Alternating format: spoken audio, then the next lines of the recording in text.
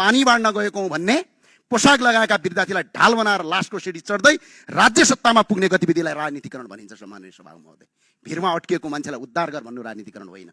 यो कुरा स्पष्ट बुझ्न आवश्यक छ। संसद भवन चाहिँदैन, संसदहरू चाहिँदैन भन्दै आगो लगाउने, तर पछि त्यही संसदको चुनाव लड्ने गतिविधिलाई राजनीतिकरण भनिन्छ।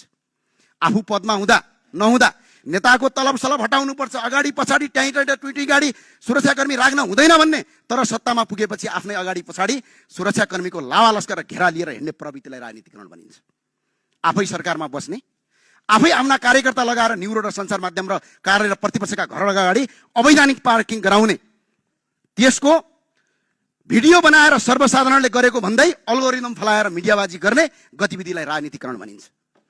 कर्णालीको भिरमा अड्किएर मर्न बाध्य नागरिकलाई उद्धार गर भन्नु राजनीतिकरण होइन। सम्माननीय सभामुख महोदय, उद्धार गर्नुपर्ने समयमा हेलिकप्टर नपठाउने, फोन नउठाउने, दादा र डनगिरी शैली देखाउने, तर पछि संसदको रोस्टरमा उभिएर रोएको अभिनय र नाटक गर्ने गतिविधिलाई राजनीतिकरण भनिन्छ। सम्माननीय सभामुख महोदय, यो राजनीतिकरण भनेको सबैको सम्पत्ति छानबिन गर्छु भन्ने, तर आफ्ना मन्त्री र नयाँ सांसदहरूको सम्पत्ति छानबिन गर्नु हुँदैन भनेर नीति बनाउने कार्यलाई राजनीतिकरण भनिन्छ। सम्माननीय सभामुख महोदय, अरूको सम्पत्ति छानबिन गर्न समिति माग्ने, तर बिचौलियासँगको साँठगाँठको प्रमाण बाहिरिएपछि आफै समिति बनाउने, आफै समितिका सदस्यलाई थर्काउने, आफैलाई निर्दोष देखाउने र समितिका प्रतिवेदन लुकाउने गतिविधिलाई राजनीतिकरण भनिन्छ। सम्माननीय सभामुख महोदय, कर्णालीको भिरमा अड्केको मान्छेलाई उद्धार गर भन्ने राजनीतिकरण होइन।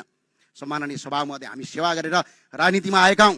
देशका भौतिक संरचनामा आगो लगाउँदै सिंहदरबार खरानी बनाउँदै राजनीतिमा आएका होइनौँ। सम्माननीय सभामुख महोदय, बरु भ्रष्टाचारका विरुद्धमा विरोध गर्दा विभिन्न आक्रमण सयौँ, आफू पनि मर्न तयार भयौँ, तर कसैलाई हानि पुर्याएनौँ। सम्माननीय सभामुख महोदय, नेपालको 1 इन्च पनि भौतिक संरचना ध्वस्त बनाएका